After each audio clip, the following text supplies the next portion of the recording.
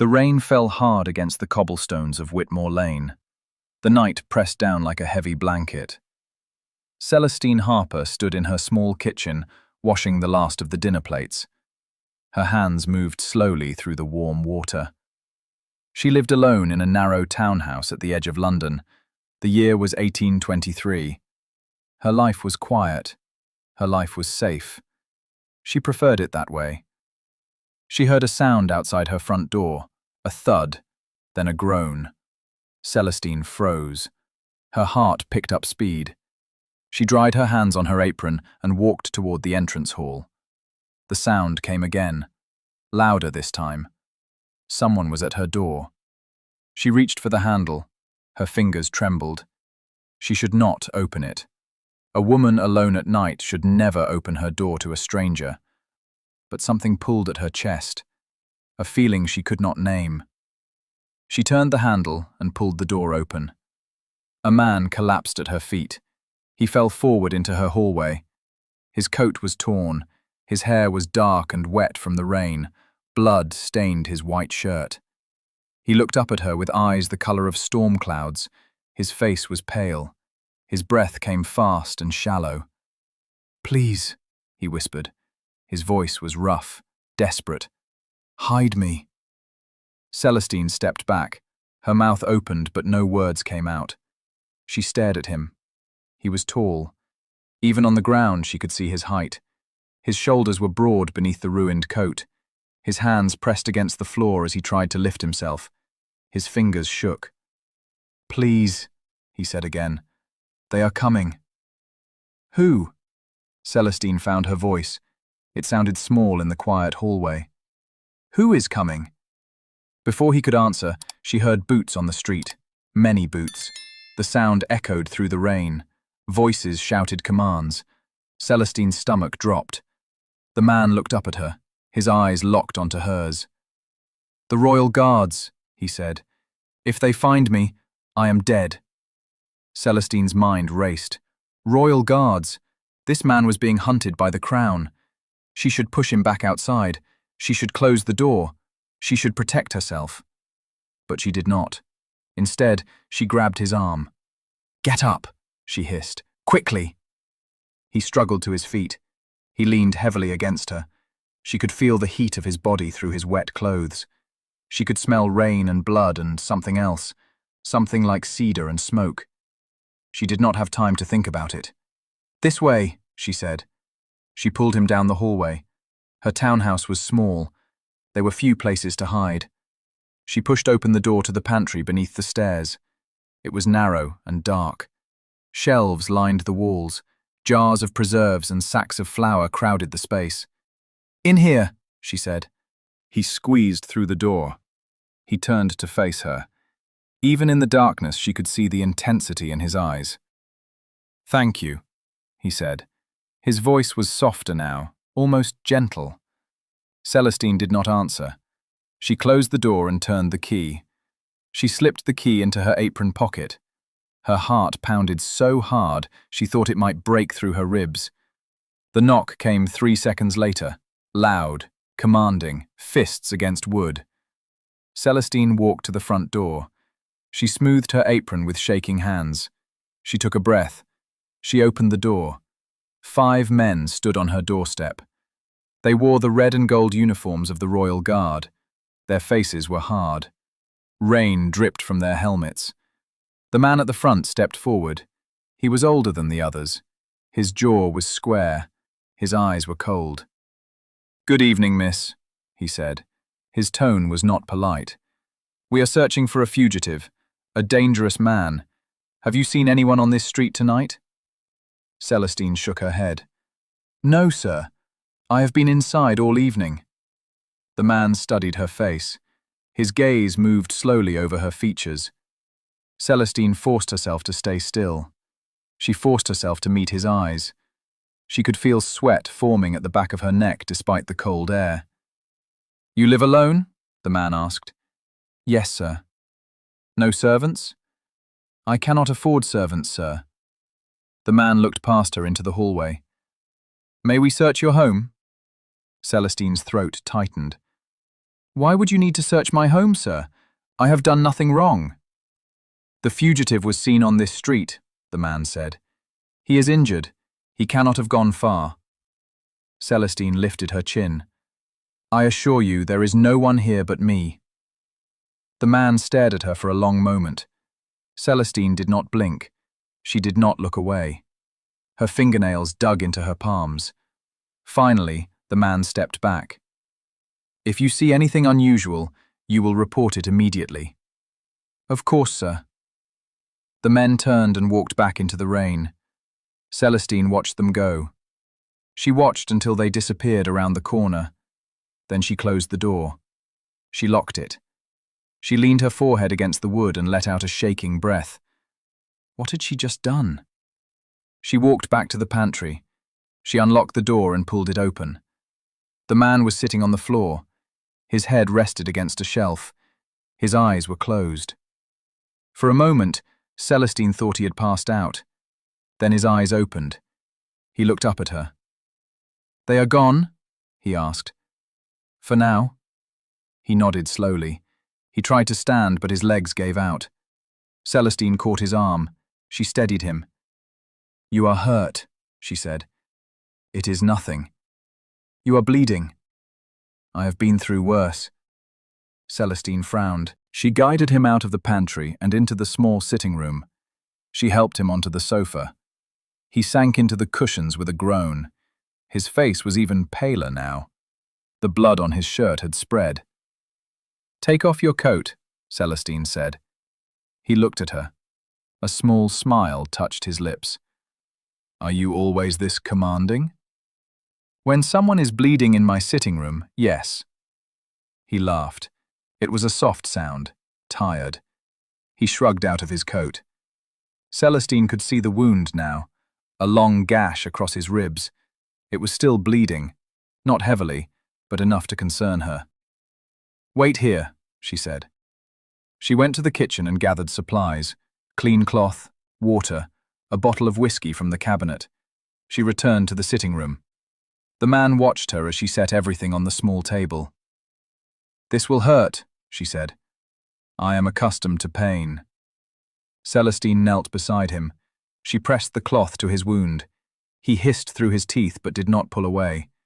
She cleaned the blood carefully. The wound was not as deep as she had feared. It would heal. She poured whiskey over the cloth and pressed it to his skin. His hand shot out and gripped the arm of the sofa. His knuckles turned white. Sorry, Celestine whispered. Do not apologize for saving my life. She glanced up at him. His eyes were on her face. They were intense, focused. She looked away quickly. She finished cleaning the wound and wrapped it with clean cloth. Her hands moved with practiced efficiency. She had tended her father's injuries many times before he died. She knew what to do. When she was done, she sat back on her heels. You should rest, she said. I cannot stay here, he said. It is not safe for you. You can barely stand. I will manage. Do not be foolish. He smiled again. This time it reached his eyes. You do not even know my name and you are calling me foolish. Celestine stood. She crossed her arms. Then tell me your name. He hesitated. She could see the conflict on his face. He was deciding whether to trust her. Finally, he spoke. Thorn, he said. My name is Thorn. Thorn what? Another pause. Longer this time. Just Thorn. Celestine raised an eyebrow. You are hiding more than just yourself. Yes. At least he was honest. Celestine sighed. My name is Celestine. Celestine Harper. A beautiful name. She ignored the compliment. Why are the Royal Guards hunting you? Thorn's expression darkened. That is a long story. I have time. You have risked enough already. I risked my safety the moment I opened that door, Celestine said. Her voice was sharper now. The least you can do is tell me why. Thorn studied her. She could see him weighing his options. Finally, he nodded. Sit down, he said. This will take a while. Celestine sat in the chair across from him. She folded her hands in her lap and waited. Thorn leaned back against the sofa. He stared at the ceiling. "I am not just Thorn," he said. "I am Thorn Ashford, the Duke of Greystone." Celestine's breath caught. A duke. She had hidden a duke in her pantry. She had lied to the royal guard for a duke. Her hands gripped the fabric of her dress. "Why would the crown hunt a duke?" she asked. "Because I know the truth," Thorn said, "and the truth is dangerous." "What truth?" Thorn looked at her. His eyes were hard now, angry. "The king is being poisoned." The words hung in the air between them. Celestine felt her heart skip. "What?" "Someone in the palace is slowly poisoning King George," Thorn said. "I discovered the plot 3 days ago. I tried to warn the king's advisors, but the man behind it is powerful. He turned them against me. He claimed I was the one planning treason. Now the entire royal guard is searching for me." Celestine shook her head. "This is impossible." "I wish it were." "Who is behind it?" Thorn's jaw tightened. "The king's own brother, Prince Edward." Celestine stood abruptly. This was too much. This was beyond anything she could handle. She was a simple woman, a seamstress who lived alone. She had no business being involved in royal plots and poisoned kings. "I cannot help you," she said. "You need to leave." Thorn stood as well. He swayed slightly but caught himself. "I understand," he said. "You have already done more than anyone could ask." He moved toward the door, but Celestine saw the way he favored his injured side. She saw the exhaustion in his eyes. If he left now, the guards would find him. They would kill him, and the king would die. "Wait," she said. Thorn turned. "You can stay tonight," Celestine said, "but tomorrow you must go." Relief crossed his face. "Thank you." Celestine nodded. She showed him to the small guest room upstairs. It was barely large enough for a bed and a washstand, but it was warm and dry. Thorn sank onto the bed with a grateful sigh. "Sleep," Celestine said. "We will talk more in the morning." She left the room and closed the door. She stood in the hallway for a long moment. Her mind spun. A duke, a poisoned king, royal guards. What had she gotten herself into? But something else stirred in her chest, something she had not felt in years. Purpose. For so long her life had been small and contained, safe but empty. Now, suddenly, it felt large and terrifying and strangely alive. She went to her own room and lay down, but sleep did not come. Morning arrived grey and cold. Celestine rose early and dressed quickly. She went downstairs and started a fire in the kitchen. She prepared tea and bread. Simple food, but it would have to do. She heard footsteps on the stairs. Thorn appeared in the doorway. He looked better than he had the night before. Colour had returned to his face. He had cleaned himself up as best he could. His dark hair was pushed back from his forehead. His shirt was wrinkled, but no longer bloody. "Good morning," he said. "Good morning," Celestine replied. She poured tea into a cup and handed it to him. "How is your wound?" "Better. You have skilled hands." She felt heat rise to her cheeks. She turned away and busied herself with the bread. "Sit," she said. "You should eat." Thorn sat at the small table. He watched her as she moved around the kitchen. Celestine could feel his gaze on her. It made her nervous.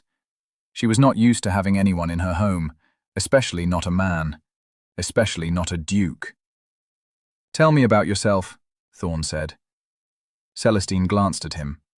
"Why?" "You saved my life. I would like to know who you are." Celestine set the bread on the table. She sat across from him. "There is not much to tell. My father was a clockmaker. He died 2 years ago. I support myself by sewing. I live alone. I have no family." "You never married?" "No." "Why not?" Celestine met his eyes. "That is a personal question. I am a curious man." I had an engagement once, Celestine said. She did not know why she was telling him this. Perhaps it was because he had trusted her with his own secrets. He left me 3 days before the wedding. He found a woman with a larger dowry. Thorn's expression softened. I am sorry. Celestine shrugged. It was a long time ago. It still hurts. She did not answer. Because it was true. It did still hurt. Not because she had loved the man, but because it had confirmed what she had always suspected. She was not enough. Not pretty enough. Not wealthy enough.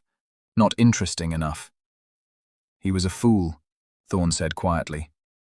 Celestine looked up sharply. Thorn was watching her with an intensity that made her breath catch. His eyes held something she could not name, something that made her heart beat faster. You do not know me, she said. I know enough. The air between them felt heavy, charged. Celestine stood quickly. I should check your bandages, she said. Thorn stood as well. He lifted his shirt. Celestine stepped closer. Her hands shook slightly as she unwrapped the cloth. The wound looked clean. No signs of infection. She replaced the bandage with a fresh one. Her fingers brushed against his skin. It was warm, solid. You are healing well, she said. Her voice sounded breathless. Thanks to you. Celestine stepped back. She needed distance. She needed air. What will you do now? She asked. Thorn lowered his shirt. I need to reach someone I trust. Someone who can help me prove the prince's guilt. Who? My cousin. He is a member of Parliament. If I can get to him, he can arrange a private audience with the king. That sounds dangerous.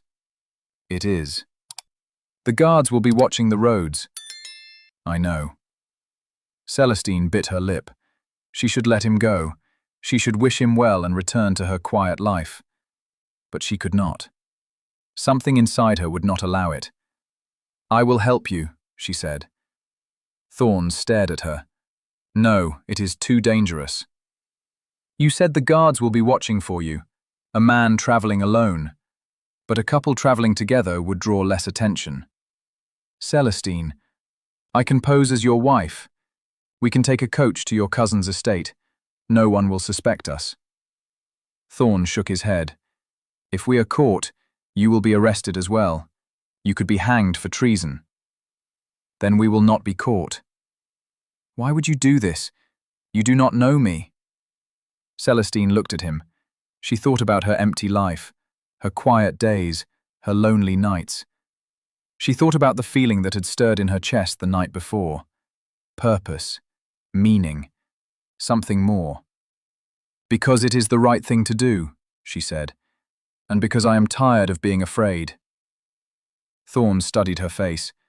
She could see the conflict in his eyes, the desire to protect her warring with the need for help. Finally, he nodded.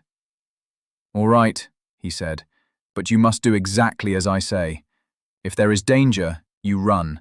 You do not look back. Do you understand? Yes. I mean it, Celestine. I understand. Thorn reached out and took her hand. His fingers were warm and strong.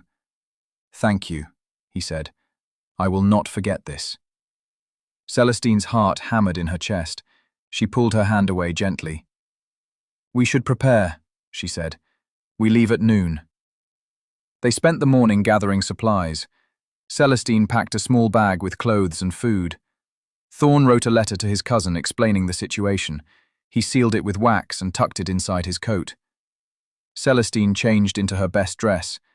It was dark blue with simple embroidery at the collar. She pinned her hair up and covered it with a bonnet. She looked at herself in the mirror. She looked like a respectable married woman.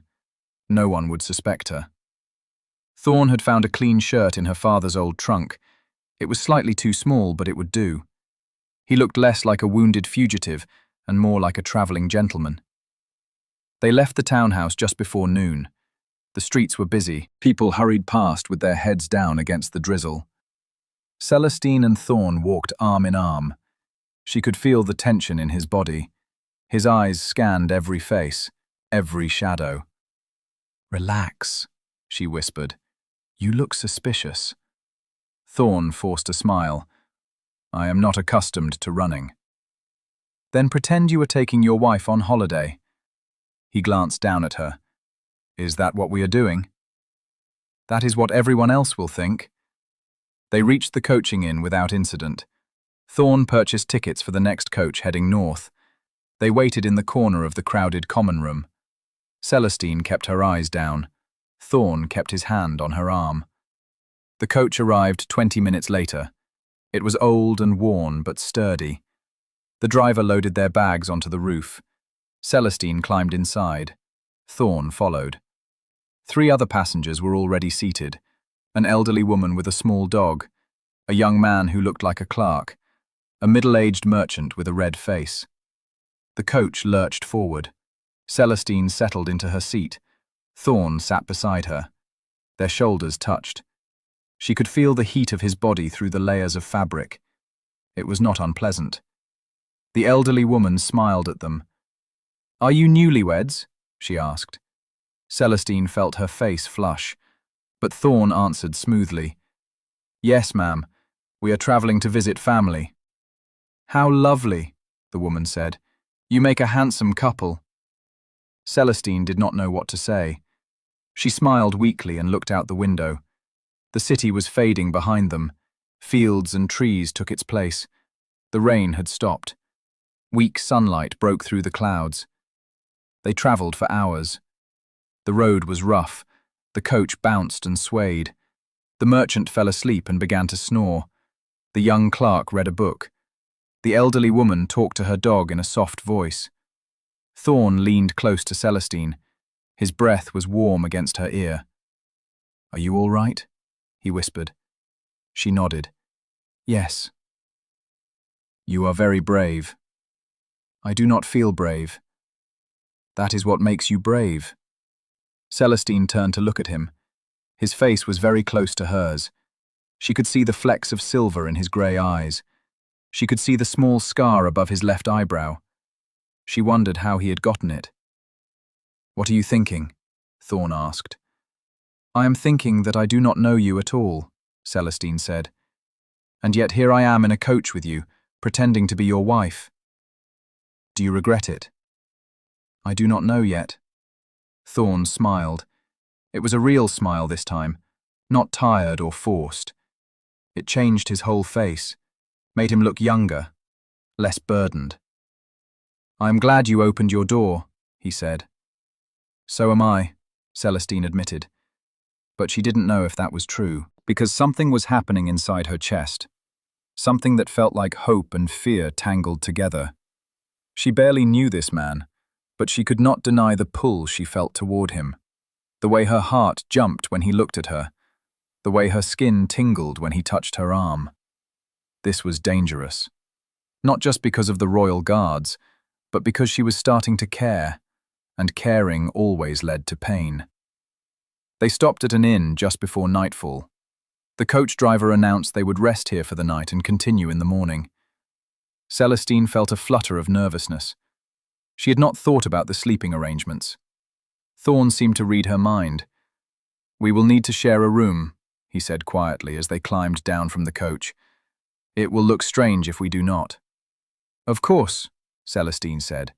Her voice sounded steadier than she felt. They entered the inn. It was warm and noisy. The smell of roasted meat and ale filled the air. Thorn approached the innkeeper and requested a room. The innkeeper handed him a key and pointed toward the stairs. The room was small but clean. A bed stood against one wall.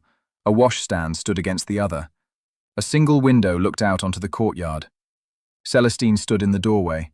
Thorn set their bags down. An awkward silence filled the space. I will sleep on the floor, Thorn said. You are injured. You should take the bed. I am a gentleman. I will not. The bed is large enough for both of us, Celestine said. She could not believe the words coming out of her mouth. We can share it, as long as you stay on your side. Thorn's eyebrows rose. Are you certain? We are supposed to be married. If anyone sees you sleeping on the floor, they will ask questions. It was a practical argument, a logical one. but Celestine's heart was pounding. "All right," Thorn said, "but I promise I will behave." They went downstairs for dinner. The common room was crowded with travellers. Celestine and Thorn sat at a corner table. They ate in silence. The food was simple but good. Stew and bread and ale. Celestine noticed a group of men at the bar. They wore dark coats and carried themselves with authority. Her stomach tightened. "Thorn," she whispered. He followed her gaze. His expression darkened. "Royal Guards," he said quietly. "What do we do?" "We stay calm. We finish our meal. We go upstairs like any normal couple." Celestine's hands trembled. She set down her spoon. One of the guards turned and looked in their direction. His eyes swept over the room. They passed over Celestine and Thorn without pausing. But Celestine's heart did not slow. Thorn reached across the table and took her hand. "Look at me," he said. She did. His eyes held hers steady. "We are just a married couple on holiday," he said. "Remember?" Celestine nodded. She forced herself to breathe. Thorn's hand was warm around hers, strong, reassuring. They finished their meal slowly. They spoke in low voices about nothing important. The weather, the quality of the food, the condition of the roads. Anyone watching would see two people comfortable with each other, relaxed. But beneath the table, Celestine's knee bounced with nervous energy, and Thorn's grip on her hand never loosened. Finally, they stood. Thorn guided her toward the stairs with his hand on the small of her back. Celestine felt the weight of eyes on them, but she did not look back. She kept her head down and climbed the stairs. They reached their room. Thorn closed the door and locked it. He leaned against it and let out a breath. "That was close," he said. "Too close." Thorn moved to the window and looked out. "They are searching everywhere. Prince Edward must be desperate." "What if they search the rooms?" "Then we play our parts. You are my wife. I am your husband. We have nothing to hide." Celestine nodded, but her stomach was still in knots. She prepared for bed behind a screen in the corner. She changed into her nightgown and brushed out her hair. When she emerged, Thorn was sitting on the edge of the bed. He had removed his boots and coat. His shirt was open at the collar. She could see the edge of the bandage beneath. "How is your wound?" she asked. "It is fine." "Let me check." She crossed the room and knelt in front of him. She unwrapped the bandage carefully. The wound was healing well. She applied fresh cloth and tied it securely. Her hands lingered on his ribs. She could feel his heartbeat beneath her palm, steady and strong. "Celestine," Thorn said softly. She looked up. His face was very close. His eyes were dark in the candlelight. She could see the tension in his jaw, the way his hands gripped the edge of the bed. "Yes?" she whispered. "I should not feel this way about you." Her breath caught. "What way?" "Like I would burn down the world to keep you safe." The words hung in the air between them. Celestine's heart thundered in her chest. She should pull away. She should remind him that this was temporary, that they were strangers playing a part. But she did not. Instead, she reached up and touched his face. Her fingers traced the line of his jaw. He closed his eyes. A shudder ran through his body. "Thorn," she said. He opened his eyes. "Tell me to stop and I will." "Stop what?" "This." He leaned down and kissed her. It was gentle at first, tentative. His lips were soft against hers. Celestine's eyes fluttered closed. She had been kissed before, but never like this. Never with such tenderness, such reverence. Thorn's hand came up to cup her face. His thumb stroked her cheek. Celestine felt something inside her crack open. All the walls she had built over the years, all the protection she had wrapped around her heart. It all crumbled. She kissed him back. Her hands slid into his hair. He pulled her closer. The kiss deepened, grew more urgent. Celestine felt heat flood through her body. She felt alive. She felt seen. Thorn pulled back. He rested his forehead against hers. They were both breathing hard. "I did not plan that," he said. "Neither did I. But I do not regret it." "Neither do I." He smiled. Then he kissed her again. Slower this time. Deeper. Celestine lost herself in it, lost herself in him. When they finally pulled apart, Thorn's eyes were bright. "We should sleep," he said. His voice was rough. "Yes." But neither of them moved. Finally, Celestine stood. She climbed into the bed and moved to the far side. Thorn blew out the candle and joined her. The mattress dipped under his weight. Celestine lay very still. She could hear his breathing in the darkness, feel the warmth of his body beside hers. "Good night, Celestine," Thorn whispered. "Good night." But sleep was a long time coming, because Celestine could still taste him on her lips, and she knew that nothing would ever be the same again. Morning came too soon. Celestine woke to find herself curled against Thorn's side. Her head rested on his chest. His arm was wrapped around her. She could hear his heartbeat beneath her ear, steady and strong. She should move. She should pull away before he woke. But she did not want to. For just a moment, she allowed herself to stay, to feel safe, to feel wanted. Thorn stirred. His arm tightened around her. "Celestine," he murmured. She lifted her head. His eyes were still closed. A small smile played at his lips. He was still half asleep. "I am here," she whispered. His eyes opened. For a moment, confusion crossed his face. Then memory returned. He looked down at her. His expression softened. "Good morning," he said. "Good morning. I apologize. I did not mean to. It is all right. I was the one who—" She trailed off. Her cheeks burned. Thorn's smile widened. "We both did." Celestine sat up. She tried to smooth her hair. It was a hopeless task. She was sure she looked a mess. "We should get ready," she said. "The coach leaves soon." They dressed quickly. There was a new tension between them, not uncomfortable, but charged, aware. Every glance felt weighted. Every accidental touch sent sparks through Celestine's skin. They went downstairs for breakfast. The common room was less crowded than the night before. The royal guards were gone. Celestine felt relief wash over her. They ate quickly, bread and cheese and weak tea. Then they climbed back into the coach. The same passengers were already seated. The elderly woman greeted them with a warm smile. "Did you sleep well, dears?" she asked. "Very well, thank you," Thorn said. His hand found Celestine's and squeezed gently. The coach rolled forward. The day was clearer than the one before. Sunlight streamed through the windows. Celestine watched the countryside pass by. Rolling hills, stone walls, sheep dotting the fields. "We should reach my cousin's estate by nightfall," Thorn said quietly. "What will you tell him?" "The truth. He is one of the few men I trust completely." "And then?" "And then we prove Prince Edward's guilt. We save the king."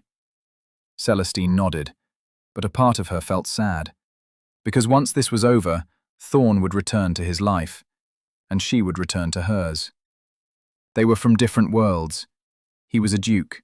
She was a seamstress. There was no future for them. But she pushed the thought away. She would worry about that later. For now, she would enjoy this moment, this feeling of adventure, of purpose, of being close to someone who made her feel alive. The hours passed slowly. The coach stopped once for the horses to rest. Celestine and Thorn stretched their legs. They walked a short distance from the road.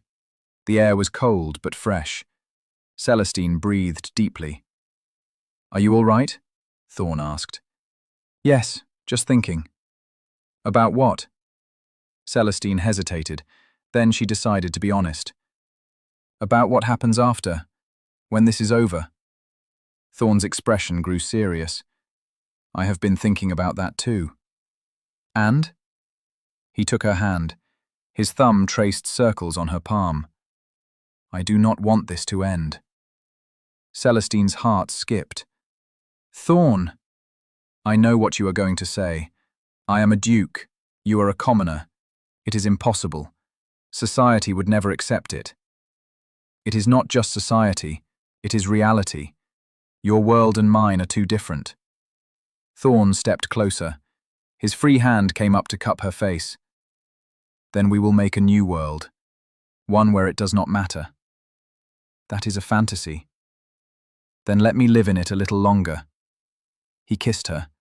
Right there on the side of the road, with the wind whipping around them and the coach waiting in the distance. Celestine melted into him. She let herself believe, just for a moment, that maybe it was possible. When they pulled apart, Thorn rested his forehead against hers. Whatever happens, he said, I will not forget you. Nor I you. They walked back to the coach hand in hand. The other passengers watched them with knowing smiles. Young love, their expressions seemed to say. How sweet. But this was more than sweet.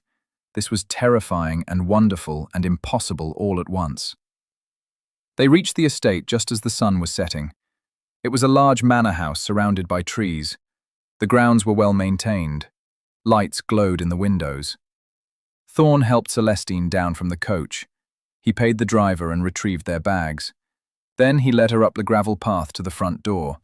He knocked. A butler answered. The man's eyes widened when he saw Thorn. Your Grace, the butler said. He sounded shocked. Is my cousin at home? Thorn asked. Yes, Your Grace. Please, come in. They were led into a drawing room. It was elegantly furnished. A fire crackled in the hearth. Celestine felt out of place in her simple dress. She stood near the door, uncertain. Thorn took her hand. Stay with me, he said. Before she could answer, the door opened. A man entered. He was tall, with sandy hair and kind eyes. He looked a few years older than Thorn. Thorn! The man exclaimed. We heard you were dead. Not yet, Julian. Julian crossed the room and embraced Thorn. Then he stepped back and looked at Celestine. And who is this? This is Celestine Harper, Thorn said. She saved my life. Julian's eyebrows rose. Did she now? It is a long story. Then you had better sit down and tell me. They sat. Thorn explained everything. The discovery of the poison plot, Prince Edward's betrayal, the royal guards hunting him, Celestine's help. Julian listened without interrupting. His expression grew darker with each word. When Thorn finished, Julian leaned back in his chair. This is worse than I thought, he said. You knew? Thorn asked. I had suspicions. There have been rumours, whispers in Parliament, but I had no proof. Now we do. The letter I sent contains the evidence, names, dates, the poison used. Julian nodded. I will arrange an audience with the king, but it must be done carefully. If Prince Edward suspects, he will strike first. How long will it take?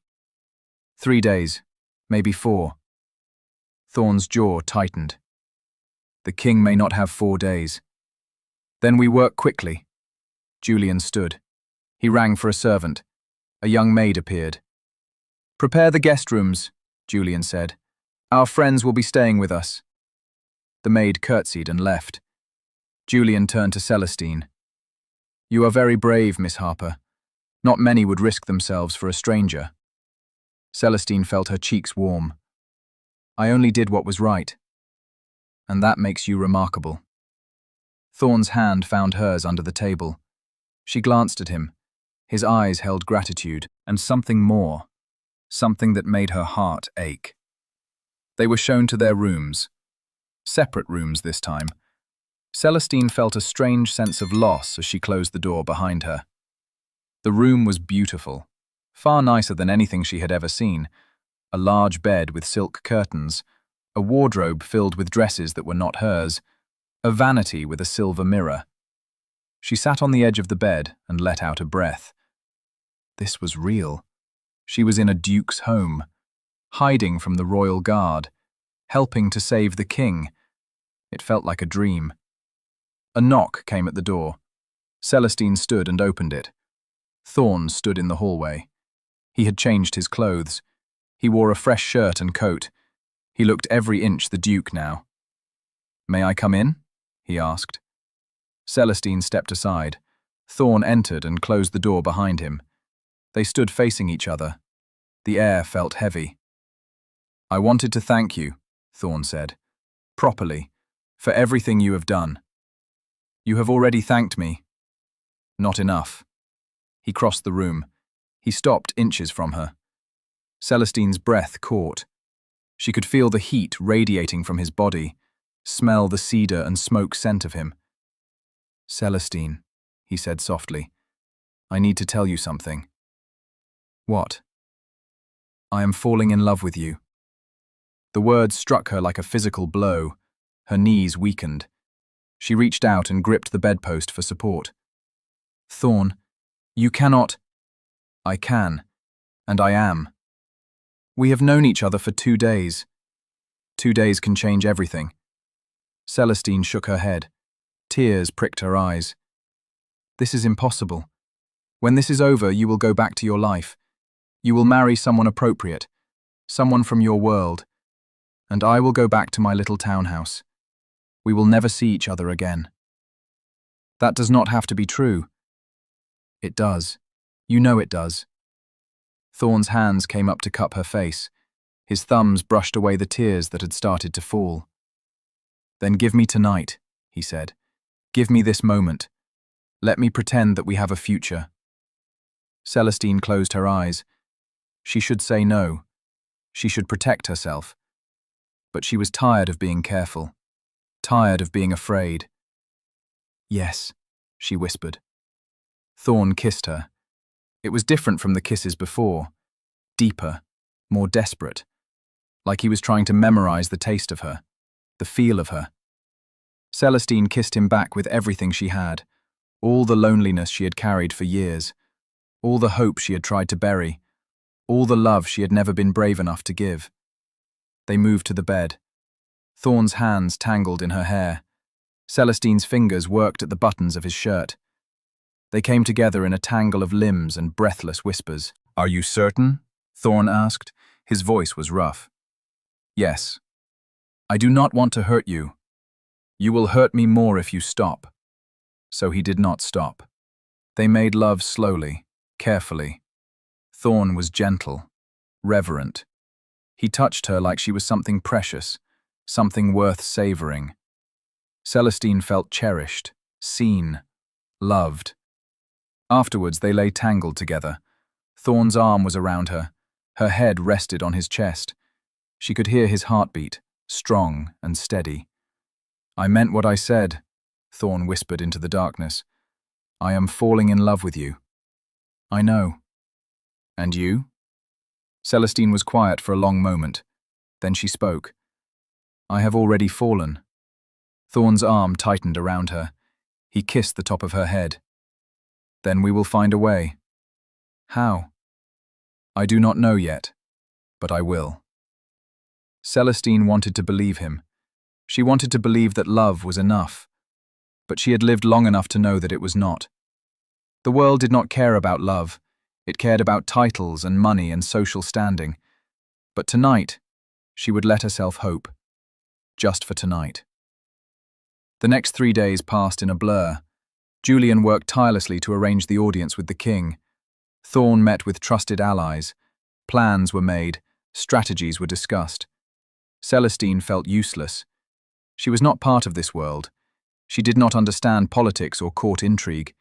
She spent her days wandering the estate, reading in the library, staring out windows. But every night, Thorn came to her room. And every night, they lost themselves in each other. It was reckless, dangerous, but neither of them could stop. On the 4th day, Julian burst into the drawing room where Celestine and Thorn were having tea. "It is done," Julian said. His face was flushed with excitement. I have secured an audience with the king, tomorrow at noon. Thorn stood. You are certain it is safe? As certain as I can be. I have arranged for extra guards, men I trust. They will keep Prince Edward away. Thorn nodded. Then we go tomorrow. That night, Thorn and Celestine did not make love. Instead, they lay together in the darkness and talked about their childhoods, their dreams, their fears. What will you do after this is over? Celestine asked. I do not know. Return to my duties, I suppose. Manage my estates. Sit in Parliament. It sounds lonely. It is. I have always been surrounded by people, but I have never felt less alone than I do with you. Celestine's chest tightened. Thorn. I know. I know we cannot be together, but let me say this. Please. She nodded. If I could choose any life, Thorn said, I would choose one with you in it. I would give up my title, my estates, everything, just to wake up beside you every morning. Tears slipped down Celestine's cheeks. Do not say that. Why not? It is the truth. Because it makes this harder. Thorn pulled her close. I am sorry. I am being selfish. No, you are being honest, and I love you for it. They held each other until dawn. Morning came cold and gray. Celestine dressed carefully. She wore the nicest dress she had. A maid had helped her pin up her hair. She looked at herself in the mirror. She looked like someone else, someone who belonged in this world. But she knew it was an illusion. Thorn knocked on her door. He wore formal attire, a dark coat, a pristine cravat. He looked every inch the Duke, powerful, commanding. Are you ready? He asked. No, but I will come anyway. He smiled. He offered his arm. She took it. They rode to the palace in Julian's carriage. The city streets were crowded. People went about their daily lives, unaware of the drama unfolding. Celestine watched them through the window. She envied their normalcy. The palace gates loomed ahead. Guards checked their credentials. Then they were waved through. The carriage rolled into the courtyard. Celestine's heart pounded. This was it, the moment everything had been leading to. They were escorted into the palace. The halls were grand, marble floors, gilded walls. Portraits of kings and queens stared down at them. Celestine felt small, out of place. Thorn must have sensed her discomfort. He squeezed her hand. You belong here as much as anyone, he whispered. She wished she could believe him. They were led to a private chamber. The king sat in a high-backed chair. He was older than Celestine had expected. His face was pale. His hands trembled slightly. The poison was already taking its toll. Julian stepped forward and bowed. Your Majesty, may I present the Duke of Greystone? Thorn bowed deeply. Your Majesty. The king's eyes narrowed. We were told you were a traitor. That is what Prince Edward wanted you to believe, Your Majesty. And why would my own brother lie to us? Because he is the one trying to kill you. Silence filled the room. The king's expression hardened. Those are serious accusations, Your Grace. I have proof, Your Majesty. Thorn produced the letter. He handed it to the king. The old man read it slowly. His face grew darker with each line. When he finished, he looked up. This is why Edward wanted you dead, the king said. You discovered his plot. Yes, Your Majesty. And this woman? The king's gaze shifted to Celestine. Who is she? She saved my life, Your Majesty. Without her, I would not be standing here. The king studied Celestine. She forced herself to meet his eyes, to stand tall. What is your name, child? The king asked. Celestine Harper, Your Majesty. And you did this knowing the danger? Yes, Your Majesty. Why? Celestine hesitated. Then she spoke the truth. Because it was right, and because I care about him. The king's expression softened. Rare to see such loyalty. He turned back to Thorn. "We will have Prince Edward arrested immediately, and we will have the royal physician examine us for poison." "Thank you, Your Majesty." The king stood. He moved slowly, like every step pained him. "You have done your country a great service, Your Grace. Name your reward." Thorn did not hesitate. "Allow me to marry the woman I love." Celestine's breath caught. She stared at Thorn. He was looking at the king with determination. "This commoner?" the king asked. "Yes, Your Majesty. Society will not approve." "I do not care about society's approval. I care about her." The king looked at Celestine, then back at Thorn. A small smile touched his lips. "Very well. You have our blessing. Marry her, and let anyone who objects answer to us." Celestine felt tears stream down her face. Thorn turned to her. He dropped to one knee right there in front of the king. "Celestine Harper," he said, "will you marry me?" She could barely speak. "Yes." He stood and pulled her into his arms. He kissed her in front of the king and Julian and all the guards.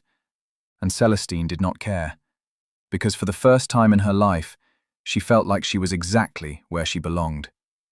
The weeks that followed were a whirlwind. Prince Edward was arrested. He confessed to everything, hoping for mercy. He received none. The king began treatment for the poison. Slowly, his health improved. Thorn and Celestine were married in a small ceremony at Julian's estate. It was simple but beautiful. Celestine wore a dress of ivory silk. Thorn wore his formal attire. Julian stood as witness.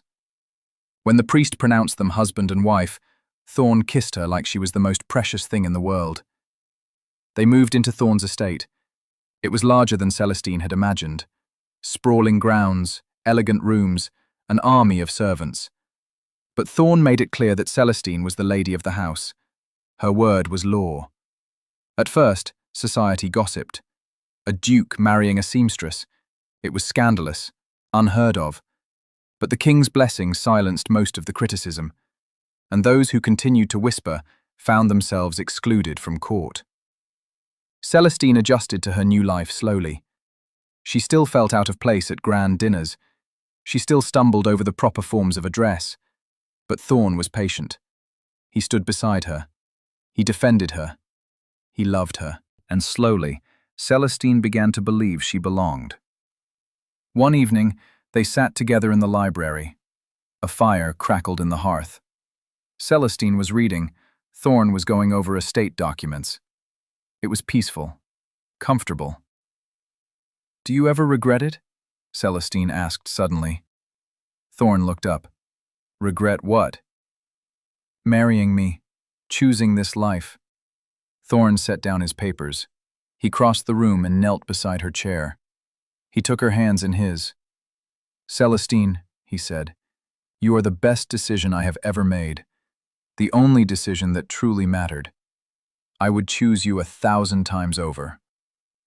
Even though I am not a duchess by birth? Especially because of that. You are real. You are brave. You are kind. You are everything I never knew I needed." Celestine felt tears prick her eyes, happy tears this time. "I love you," she whispered. "And I love you, more than anything in this world." He kissed her, gentle and sweet, the kind of kiss that promised forever. When they pulled apart, Celestine smiled. "I am glad I opened my door that night." "So am I." "Even though you collapsed at my feet?" Thorn laughed. "Especially because I collapsed at your feet. It was the luckiest collapse of my life." Celestine laughed too. It felt good. It felt right. She thought back to that rainy night, the moment she heard the sound at her door, the moment she made the choice to open it. She had been afraid, uncertain, but she had done it anyway. And that choice had changed everything. Months turned into years. Celestine and Thorn's love only deepened. They faced challenges, whispers from society, difficult estate decisions, but they faced them together. Celestine never forgot where she came from. She used her position to help other women in situations like hers. She opened a school for girls who could not afford education. She provided work for seamstresses who needed income. Thorne supported her in everything.